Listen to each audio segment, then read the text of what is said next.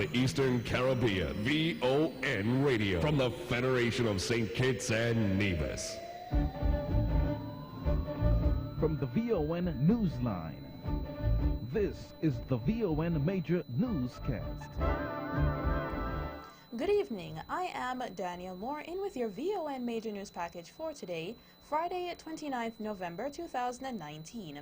In our lead stories nationally, a multi-purpose facility officially opens in Gingerland and named after a cultural icon. And relatively average 2019 Atlantic hurricane season to conclude on Saturday, November 30th. Regionally, Grenada's Prime Minister Mitchell denies money charges following Al Jazeera's one-hour program. Internationally, a number of people injured after stabbing at London Bridge.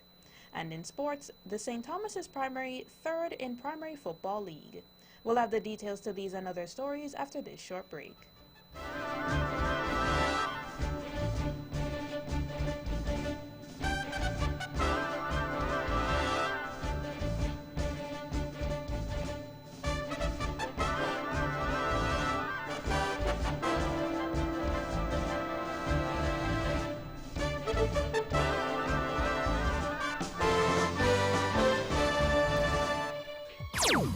Another look. Different from how you've seen it before. Another look. Takes an in-depth look into business, politics, science, technology, religion, and more.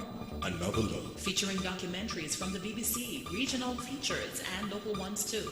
Another look. Every Monday at 3 p.m. on the Eastern Caribbean's Powerhouse. Wow.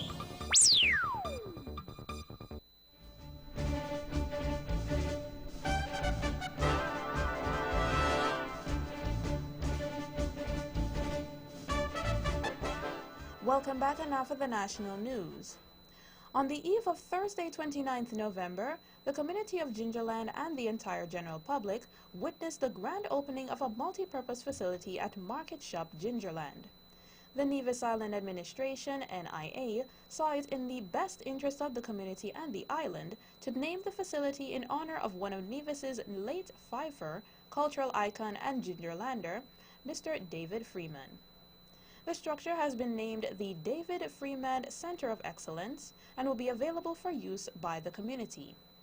A sign was unveiled with the face of the late fifer above the entrance of the structure. The VON Newsline spoke to Minister of Culture and Area Representative in the NIA and Chairman of the Gingerama Festival Committee, the Honorable Eric Evelyn, following the official opening of the facility, who expressed to us his elation. My heart is full at the moment. I am so excited. I mean, this evening went down very, very well. Thank God the weather held up. I was a little nervous this afternoon, but I'm very excited because this is a huge project. I keep telling people in Gingerland, this is a massive project for Gingerland and for the whole of Nevis. And I want to just reiterate that this is a facility that will be used for everybody, of course, with a price.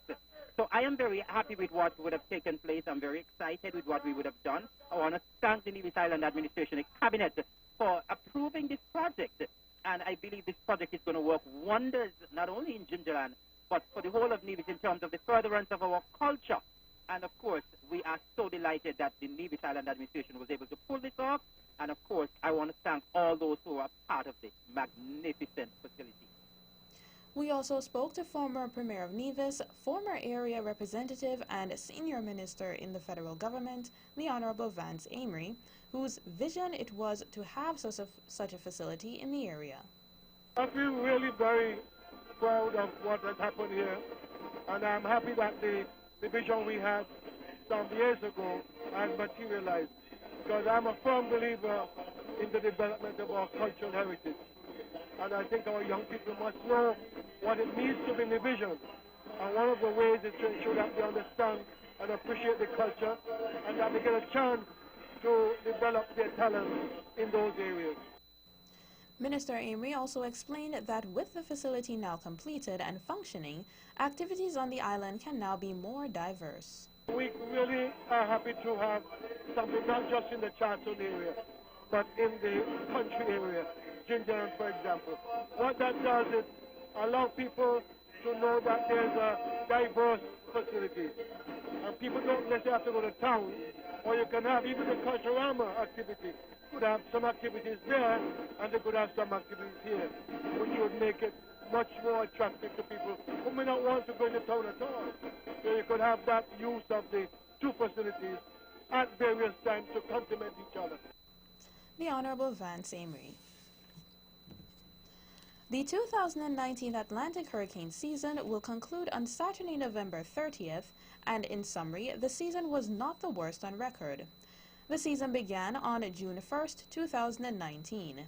In regards to the number of deaths for this season, over 60 persons have died as a result of storms during the 2019 season, with that number of persons referring to the Bahamas alone. Hurricane Dorian ravaged the Bahamas on September 1st, leaving thousands homeless. The VON Newsline, in speaking with disaster officials and Met personnel, sought to get a synopsis on the season.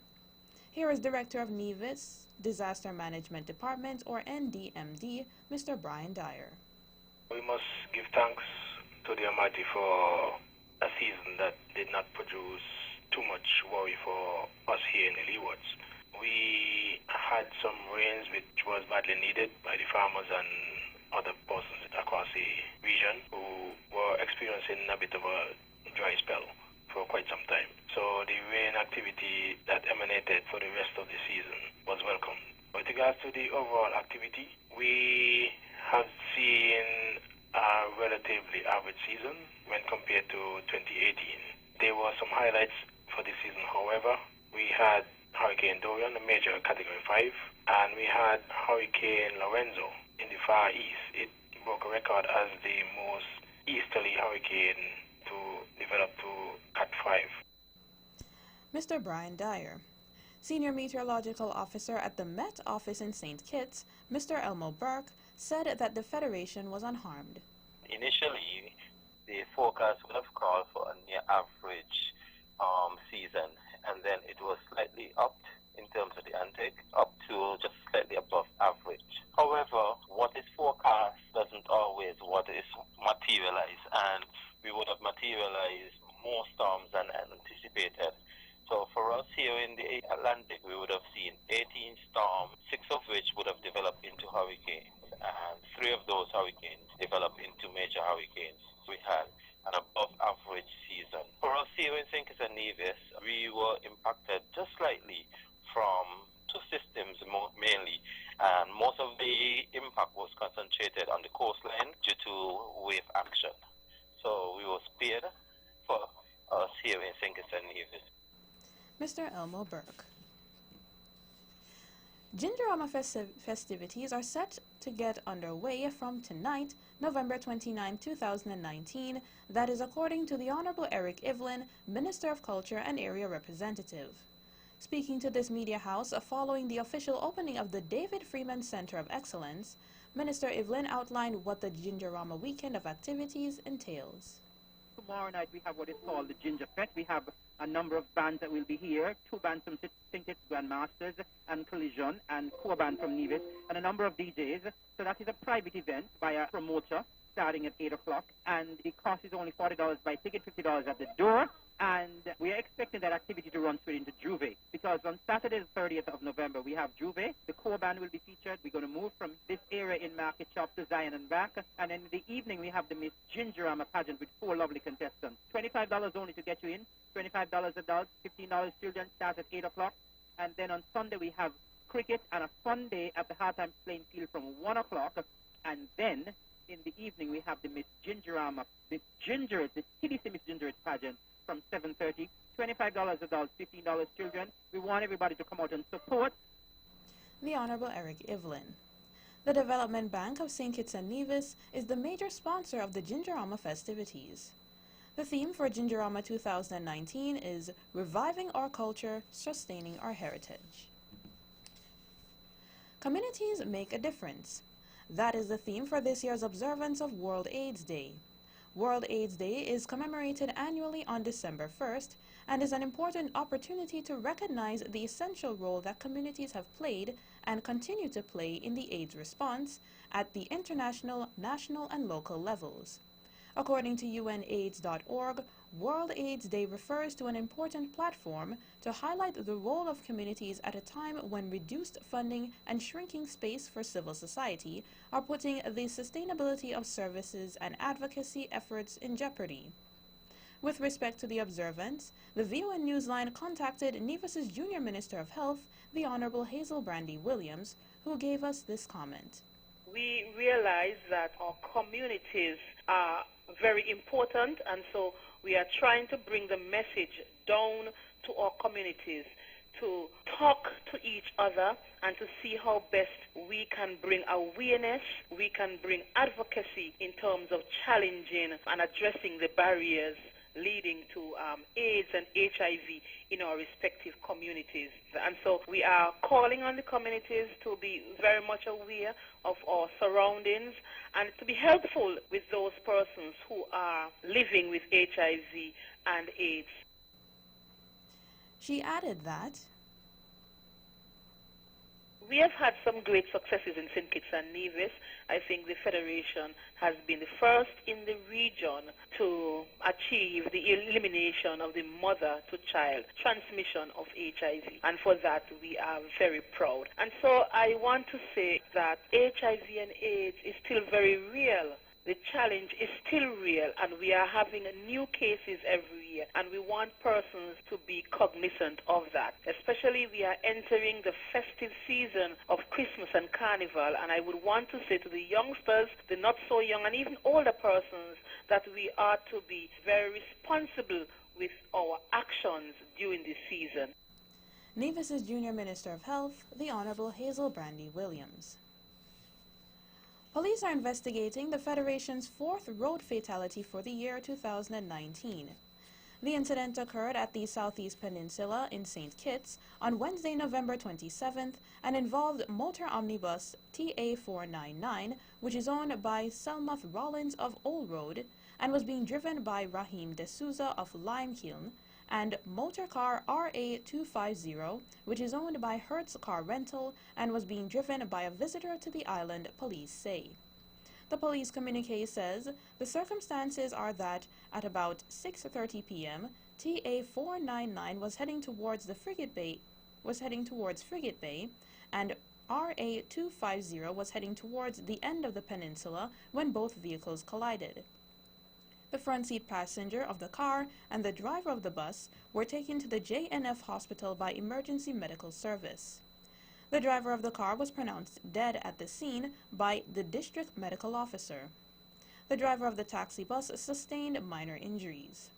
He was treated and discharged, and the passenger of the car underwent surgery and is warded in a critical condition. An autopsy will be scheduled to determine the exact cause of death. Prior to the accident, SKN had recorded 3 other road fatalities for the year 2019, and they are as follows.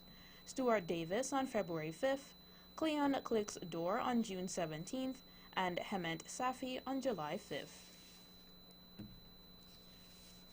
And finally, in our national news segment, 66 individuals graduated from the Gingerland Secondary School, GSS, here on Nevis on Thursday, November 28th.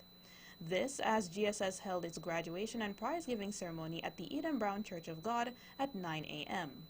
The theme was Your Character, the Foundation for All Worthwhile Success. This year's valedictorians for the year 2018 to 2019 were Anil Ferguson, Zwina Jones, and Ajuma Liburd. The ceremony was held under the patronage of Miss Ethelyn Dorr Samuel. And that's the national news segment. You can visit our website at www.vonradio.com or check us out on our Facebook at Von Radio or our Von Radio YouTube channel for these and other stories. News from across the region is next.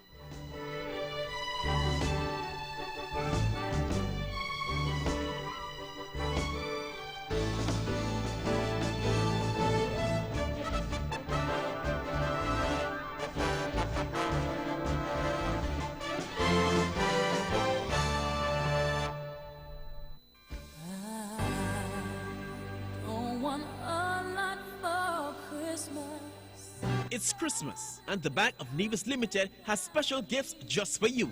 Thinking about traveling to reconnect with family and friends, maybe purchasing gifts for your loved ones, or showing that special person in your life you care? Well, let's do it! Get an easy access loan up to $20,000 unsecured this season. Of course, that's not all. Our credit cards are easy to use and can be used anywhere in the world.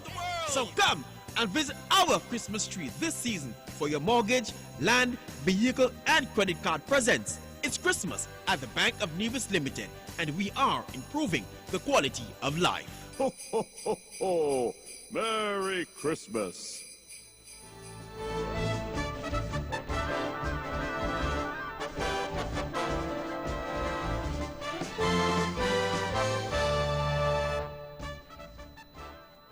Welcome back, and now for the regional news.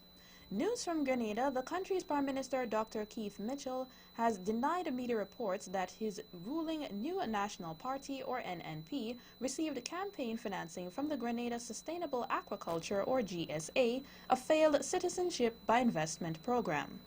The Qatar-based Arabic news and current affairs satellite TV channel Al Jazeera, in a one-hour program aired across the region, alleged that Caribbean countries with CBI programs were also selling diplomatic passports to people who make a significant financial contribution to political parties. The television station named Dominica, St. Lucia, St. Vincent and the Grenadines, Antigua and Barbuda, and Grenada among the countries that had benefited from the sale of diplomatic passports. Under the CBI program, Caribbean countries provide citizenship to foreign investors who make a significant contribution to the socio-economic development of these islands, nationnews.com says. In a television program, a man identified as Leo Ford is seen and heard saying that Mitchell requested funds for the 2018 general election campaign. But the Prime Minister told reporters that Al Jazeera's allegation about his NNP, which won all the seats in the 2018 poll, is totally false. In more regional news, Scotiabank says it is undergoing a necessary restructuring of its Barbados operations. The Canadian bank said that as a result of the completion of the sale of Scotiabank operations in 7 Eastern Caribbean countries, we will be restructuring our managing director's office in Barbados, particularly the centralized functions that supported the divested businesses. In Antigua and Barbuda, after 32 years of service in the Royal Police Force of Antigua and Barbuda, Commissioner of Police Wendell Robinson has been dismissed without pension. In a letter dated November 25, 2019, by Chairman of Police Service Commission, or PSC, Kelvin John, the letter stated that the Commission was exercising its powers under the Constitution of Antigua and Barbuda and felt it was in the public interest that he be removed from the office of Commissioner of Police. Robinson's termination took place with immediate effect. According to the Antigua Observer, the PSC chairman also reiterated that Robinson did not possess the suitability of temperament that accords with the office of the Commissioner of Police, and that his relationship with the Minister with responsibility for police service, Stedroy Benjamin, has severely compromised his ability to effectively perform his duties, adding that it is inimical to the interests of good governance of Antigua and Barbuda. In the letter to Robinson, John stated that the suspended officer's treatment of his entitlement to pension is documented in Section 7 of the Pensions Act, which states that where an officer's service is terminated on the grounds that such termination is desirable in the public interest, and a pension, gratuity, or other allowance cannot otherwise be granted to him under the provisions of this Act. And finally, in our regional news segment, the International Monetary Fund, or IMF, has said that Barbados continues to make good progress in implementing its ambitious economic reform program, that the island is in line to receive $48 million in assistance by December. An IMF team has ended a 2-week visit there, noting that the homegrown Barbados Economic Recovery and Transformation, or BERT plan, aims to restore macroeconomic and debt stability, increase international services, and raise growth. The IMF said that the BERT program, supported by the IMF's US $290 million extended fund facility, is on track. The IMF said Barbados continues to make good progress in implementing structural benchmarks under the EFF. The IMF said that international reserves, which reached a low of 220 million, or an average of 6 weeks of import coverage, in May last year, have recovered to more than 600 million US by the end of October this year. That's it for the regional news segment. International news is up next.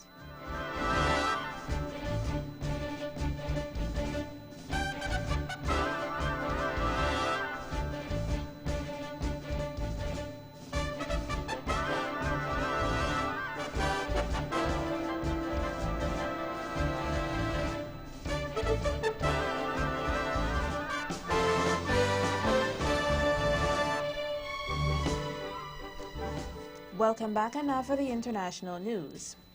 A number of people are believed to have been injured after a stabbing at London Bridge, police have said. One man had been shot by police, and authorities were treating the incident as though it is terror-related, the BBC says. The force earlier said it had detained a man. London Ambulance Services has declared a major incident. The BBC's John McManus, at the scene, said he had seen a group of men in a fight on the bridge. The police then arrived and shots were fired, he said. I could see several men who seemed to be trying to restrain somebody, but I couldn't quite see what was going on. At that point, armed police suddenly arrived. The men who were restraining somebody on the ground seemed to run away, and then shots were fired by the couple of armed police officers who were there. Iraqi Prime Minister Abdel Abdul Mahdi is to submit his resignation, his office says, after more than 40 people were killed on the bloodiest day since anti-government protests began. Mr. Abdul Mahdi's decision comes after Iraqi's top Shia Muslim cleric condemned the use of force against protesters and called for a new government. Nearly 400 people have been killed in protests since the start of October. Iraqis are demanding jobs, an end to corruption, and better public services. More from the BBC's Alan Johnson.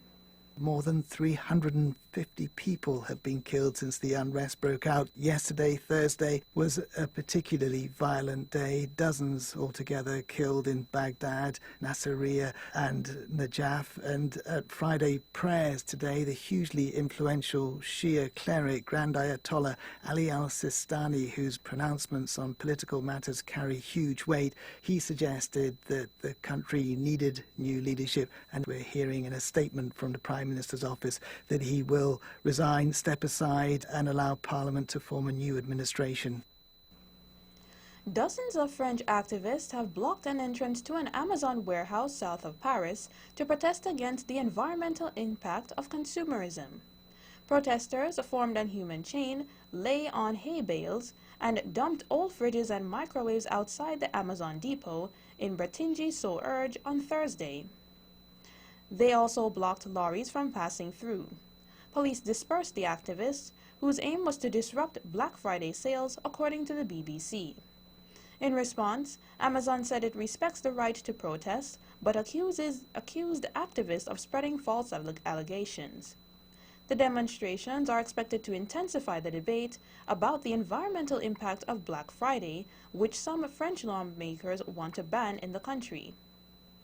Earlier this week, France's Environment Minister Elizabeth Borne warned against the consumption frenzy linked to Black Friday. The shopping day, during which retailers claim to offer large discounts, began in the U.S. on the Friday after Thanksgiving, but has in recent years spread to other countries. And finally, in our international news segment, U.S. President Donald Trump made an unannounced visit to U.S. troops in Afghanistan, his first time in the country, for the Thanksgiving holiday. During the brief appearance at Bagram Airfield, Mr. Trump served turkey to soldiers, posed for photographs, and met Afghan President Ashraf Ghani. In a speech to the troops, Mr. Trump said that the U.S. was in talks with the Taliban, which he said wants to make a deal. Mr. Trump also said that the U.S. was substantially reducing troop numbers. That's it for the international news. Sports is up next.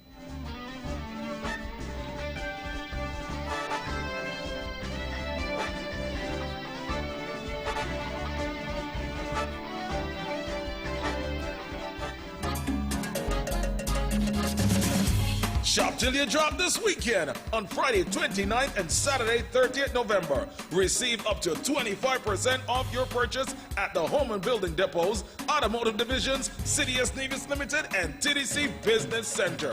Why wait? Start your holiday shopping early to avoid the rush. Remember, the early bird always gets the best deals at the TDC retail stores in St. Kitts and Nevis. Terms and conditions apply. See stores for details.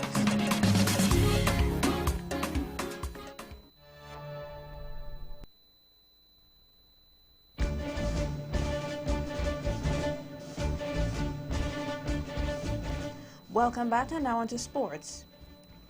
In local sports, the final day of the primary school's football tournament here on Nevis was held on Thursday, November 28th at the ETW Park. The match featured defending champions, the St. Thomas's Primary and the Elizabeth Pemberton Primary. The final score, St. Thomas's Primary 3, Elizabeth Pemberton Primary 0. The St. Thomas's Primary School is therefore the 2019 third-place winner in the tournament.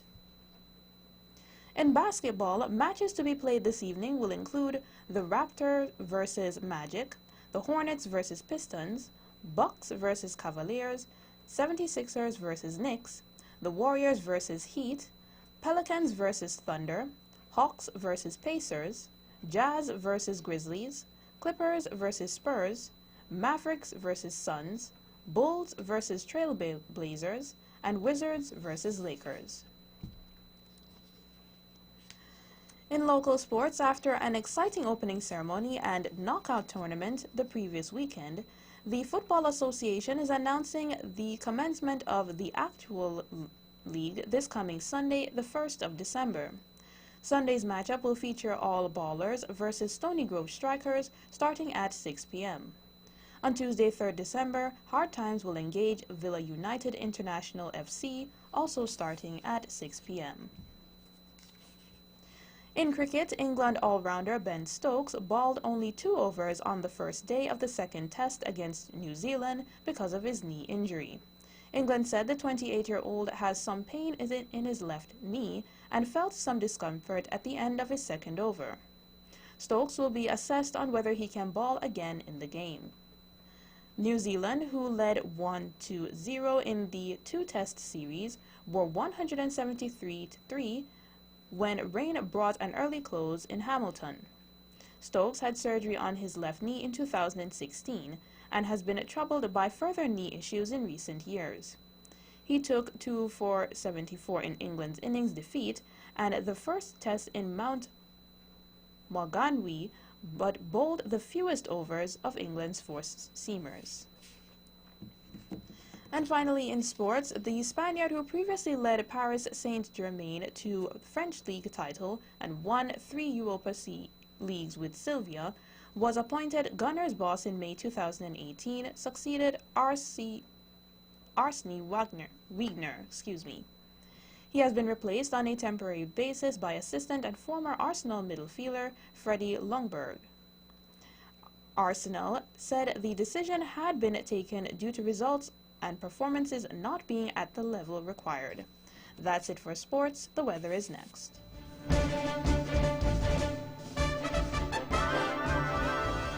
The weather tonight, fair to partly cloudy. Winds east-northeast at 4 to 8 knots or 7 to 15 kilometers per hour, becoming variable or calm occasionally. Seas less than 1.2 meters or less than 4 feet. The sunrise tomorrow is at 6:23 a.m. And that's how we wrap up the major news package for today, Friday 29th November 2019. Before we go, let's take a look at the headlines once again. Nationally, multi-purpose facility officially opens in Gingerland and named after cultural icon. And relatively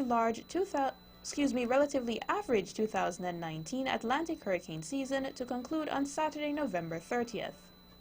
Regionally, Grenada's Prime Minister Mitchell denies money charges following Al Jazeera's one-hour program. Internationally, a number of people injured after stabbing at London Bridge. And in sports, the St. Thomas's Primary third in local primary football league. On behalf of the rest of the news team, I am Daniel Moore, wishing you an enjoyable weekend.